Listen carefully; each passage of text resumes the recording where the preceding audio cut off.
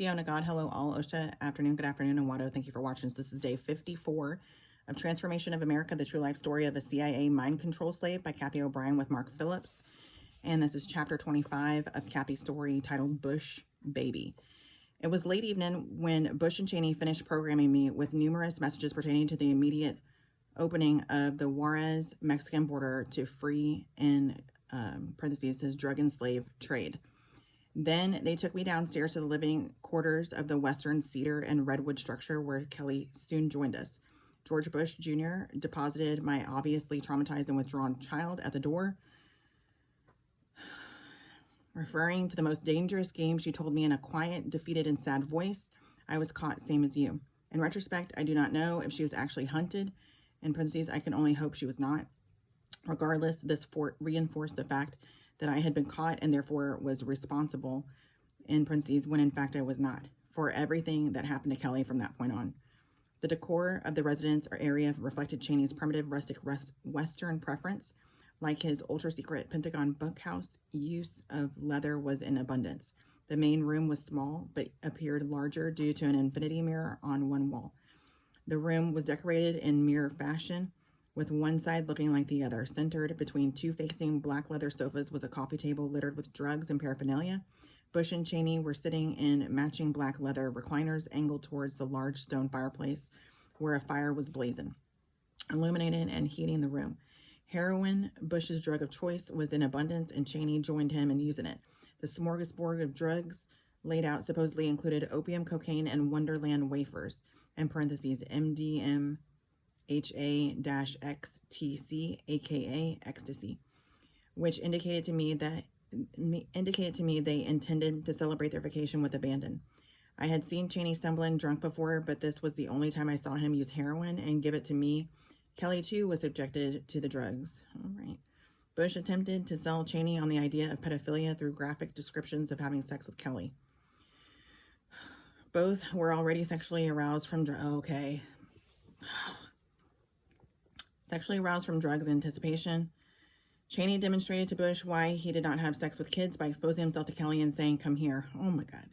Upon seeing Cheney's unusual large member, Kelly reeled back in horror and cried, "No." Okay. Which made them both laugh. Bush asked Cheney for his liquid cocaine atomizer as he got up to take Kelly to the bedroom. When Cheney remarked how benevolent it was of Bush to numb her, okay, with it before sex, Bush replied, "The hell it is. It's for me." He described his excited state in typical, hold on.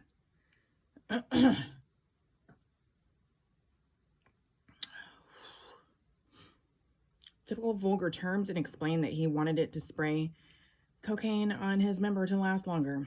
Cheney said, "I thought it was for the kid." Bush explained half the fun is having them squirm.